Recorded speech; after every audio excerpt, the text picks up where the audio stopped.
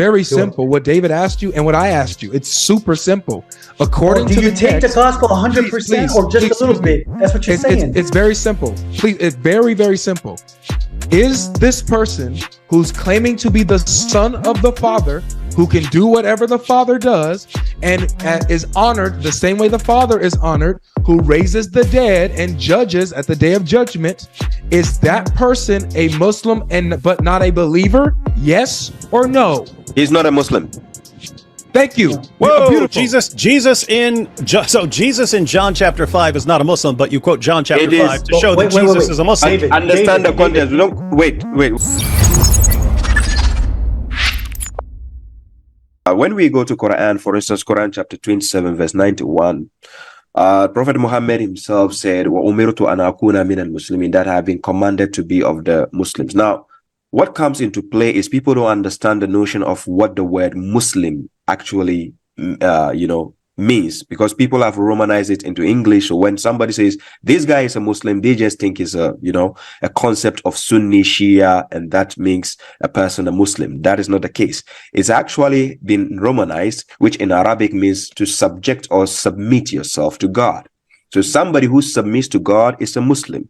And then whoever submits to God is part of what do we call the faith called Islam. That is the act of submission. So Quran chapter 27 verse 91 shows us how Muhammad claims to submit, to have been commanded to submit to God. And it didn't start from him.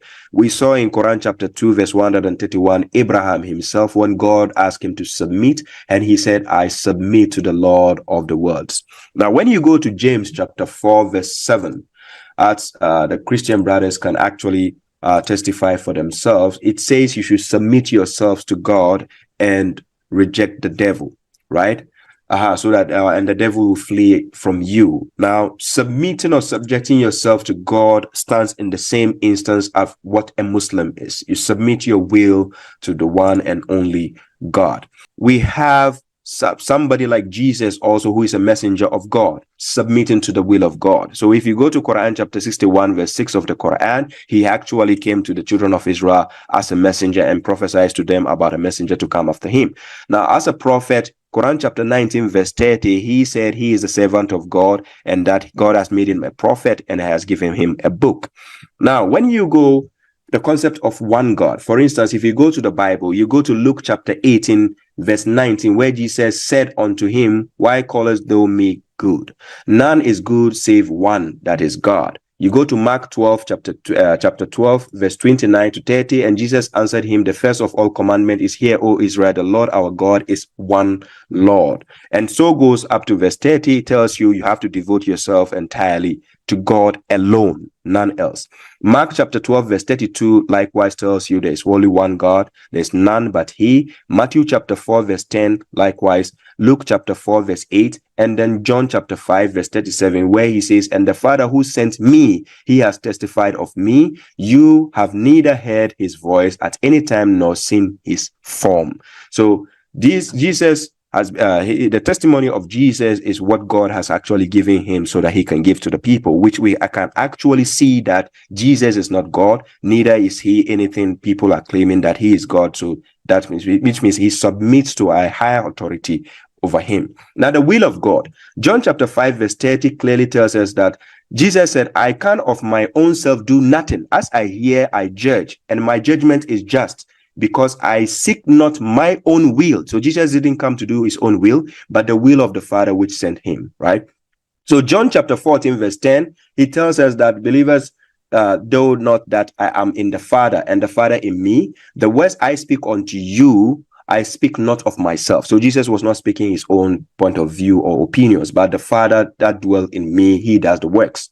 So he goes again, John chapter 12 verse 49 and 50, he says, I have not spoken of myself, but the Father which sent me, he gave me commandments, what I should say and what I should speak. So anything Jesus actually have to speak to the people is based on the commandments of God. So we can see the will of God and also the commandments of God. And then we can see also Jesus being a messenger according to John chapter 8 verse 42 and Matthew chapter 15 verse 24. I was not sent but to the lost sheep of Israel. Then Luke chapter 4 verse 43. Likewise, he said unto them, I must preach the kingdom of God to the other cities. Also, therefore, I am sent right? And he preached in the synagogue of Galilee.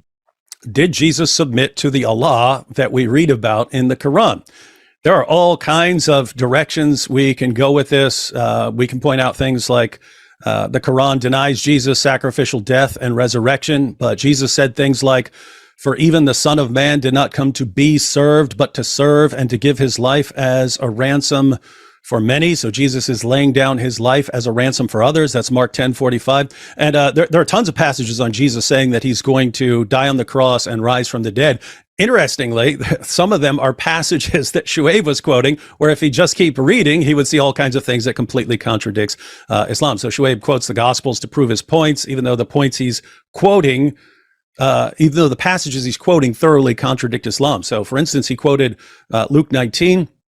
If he kept reading to verses 31 to 33, he would see Jesus took the 12 aside and told them, "We are going up to Jerusalem, and everything that is written by the prophets about the Son of Man will be fulfilled.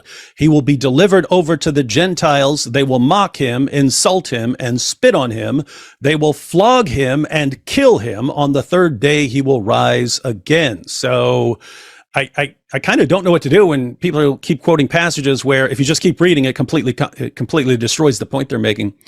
So there are tons of places where Jesus contradicts the Quran, and he therefore can't be submitting to the God who revealed the Quran. But I'm just going to focus on one core issue that shows Jesus wasn't a Muslim.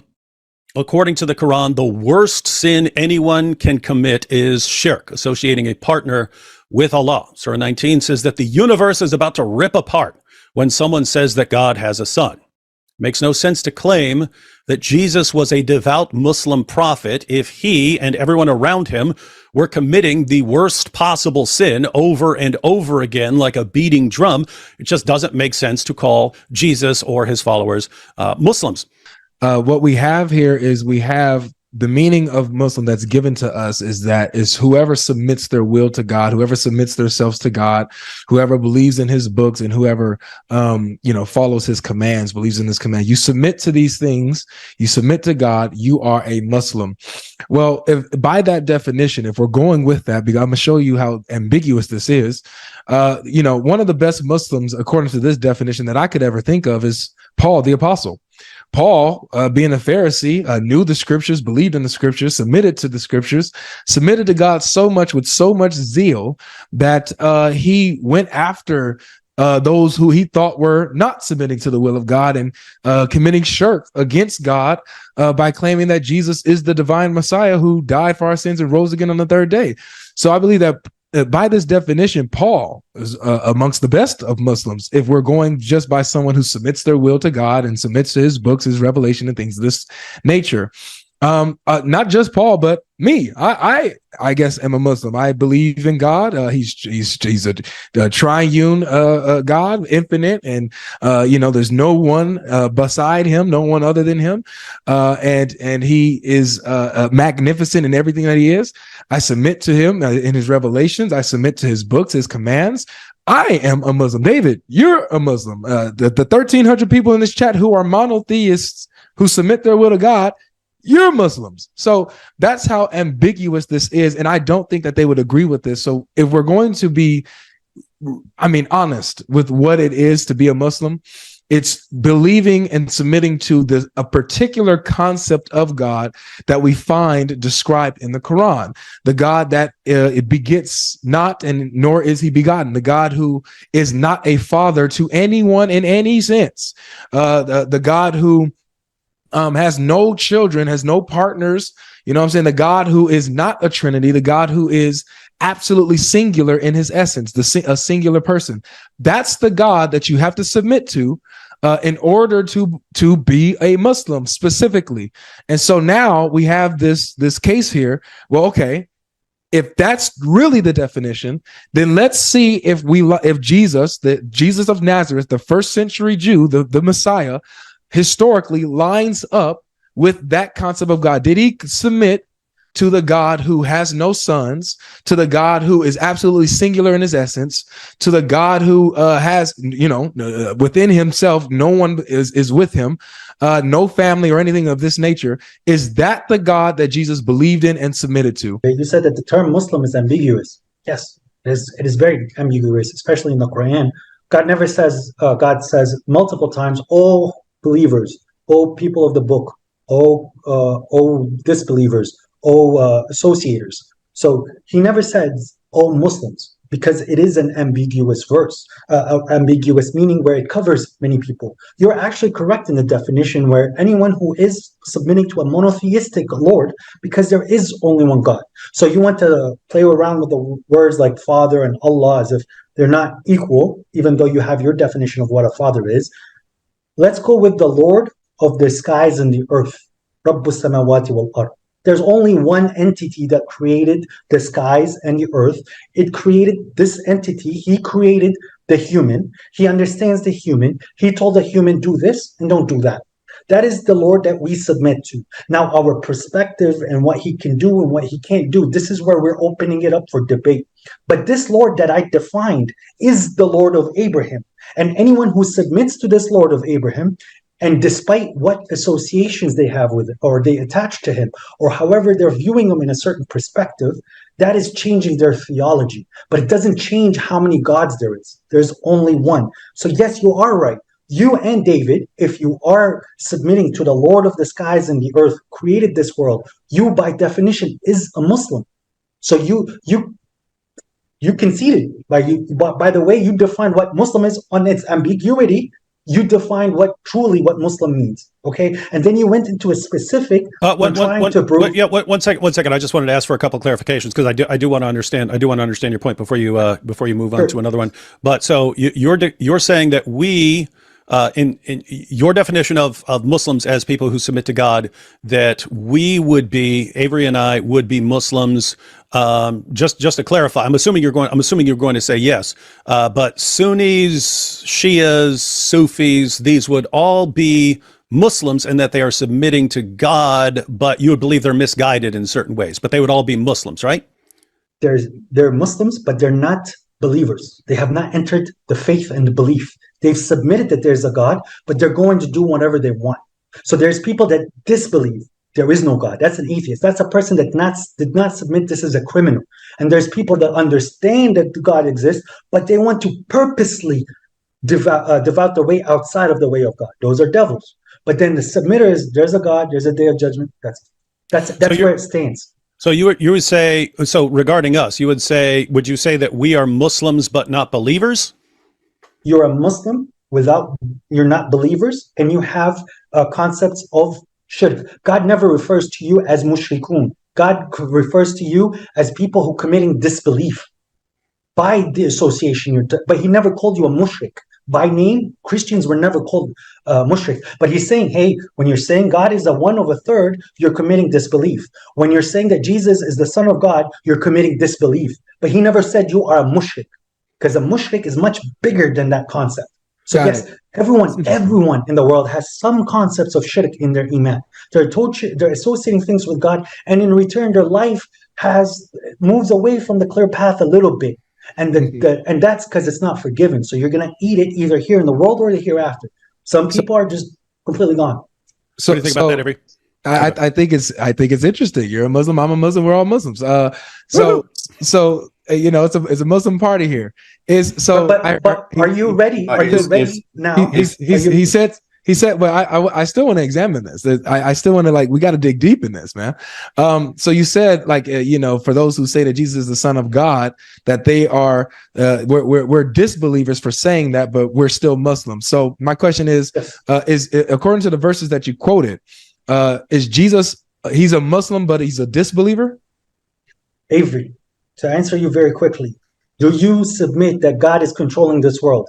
No. That doesn't answer my question. That doesn't answer my question. I am going to answer your question. So I'm asking you simply yes or no. Do you accept that God is controlling this world and there's a day of judgment? Yes or no? Sure. So can you answer my question? So now to answer your question, it sounds like Avery has a question for you too. No, he said he's about to answer. I understand the question. Yeah. Okay. So there's people that messed up in the religion prior to Jesus. Jesus came to fix the religion. After Jesus, people messed up in the religion. Muhammad came to fix the religion. That's not what I asked. After Muhammad, no, I'm telling you. So when you're claiming that Jesus said that he is the begotten Son of God, that is not something that Jesus would say. I didn't. Okay, so let's pause here for a second.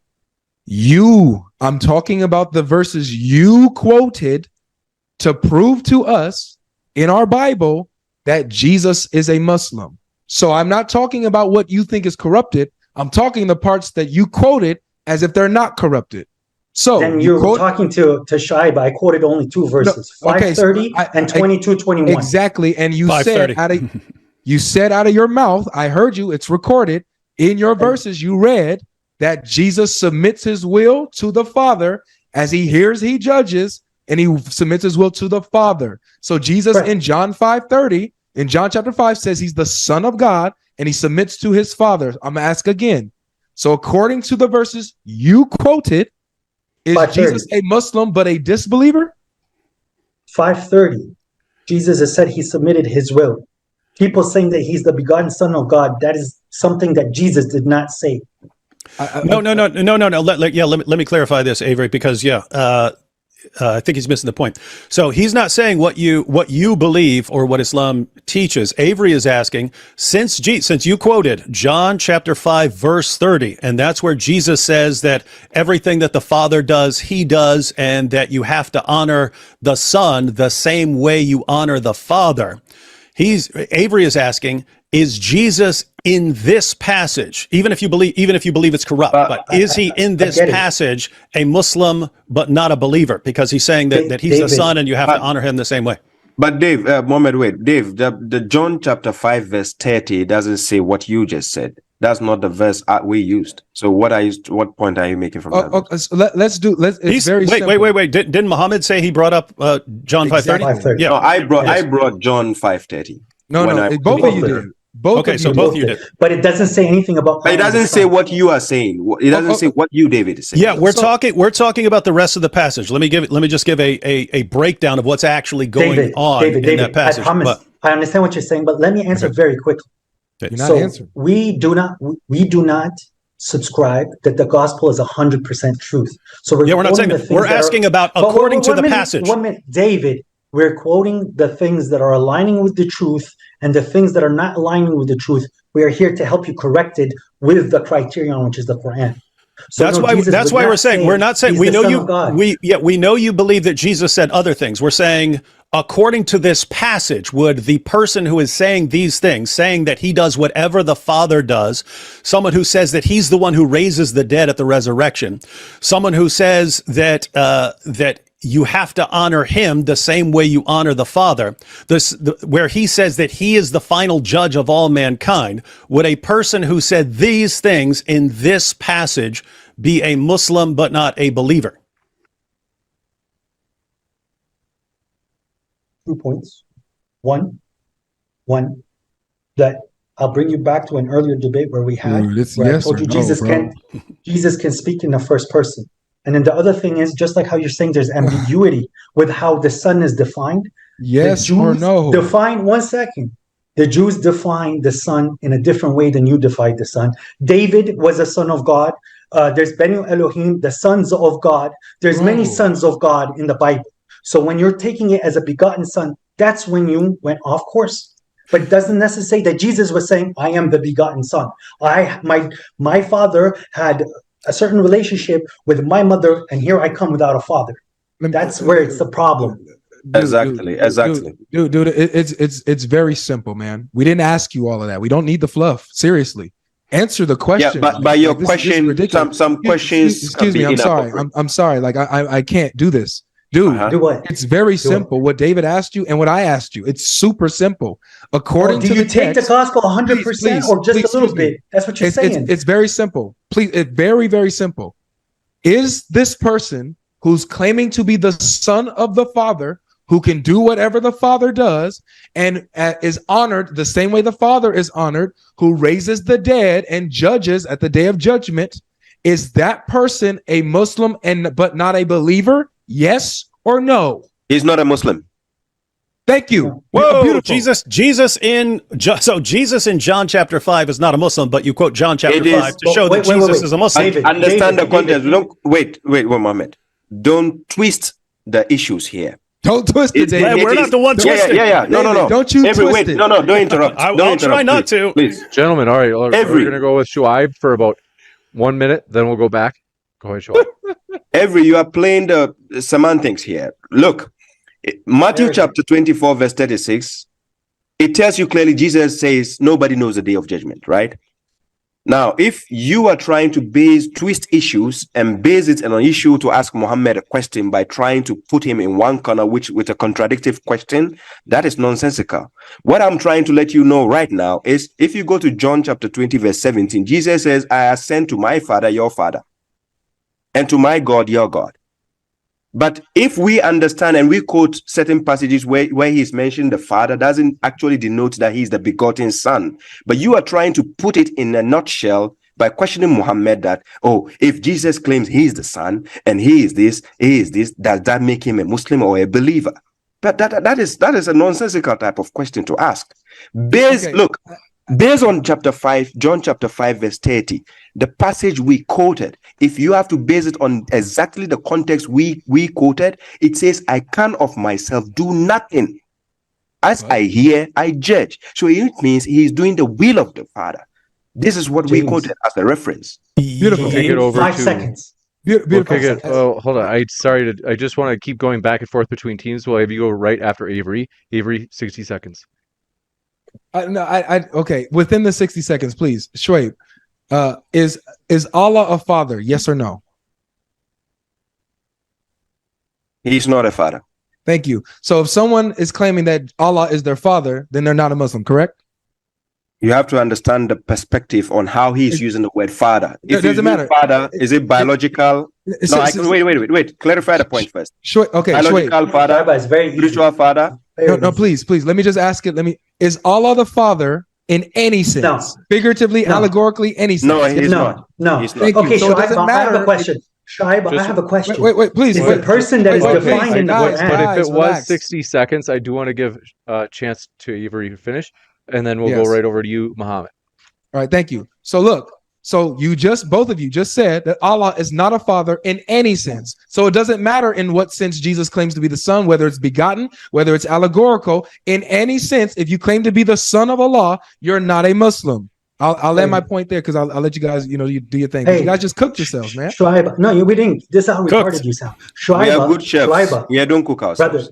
brother, Shuaib, is the person that's mentioned in John in its entirety, was that Jesus speaking? Yes or no? Was the person in the whole thing, just like how the prophet in the hadith, is that Muhammad? Absolutely. Is the person that's quoted completely in John, the one that they're quoting, was that Jesus in his entirety? Yes or no? Shuaib, yes or no? Oh, it's Shuaib. Oh, okay. Yeah, Shuaib, is that person Jesus or no? No, he's not. And Hey, ooh, we win! not. Wow, we got it. of course, they know that. They know that. They are trying That's to how please the stupid you sound, No, Avery. no. The person that is completely in the John that you're quoting, that is not Jesus completely speaking. And this is what you're doing earlier. Oh, so the person that's in Sahih Muslim, is that not the prophet then? If I said no, we won. Exactly. We won, because you're dumb. The person that is saying that he's the son of a God, or that he is equal with the Father, that is nothing from Jesus. And we're here to tell you that if you have submitted to the Lord of the world, the skies and the earth, you are saying complete blasphemy to put someone as weak as a human, as an equal to who created you and who can destroy you, who saved Jesus from the cross. Do you understand that? Jesus couldn't save himself. Yeah. So here's conversation.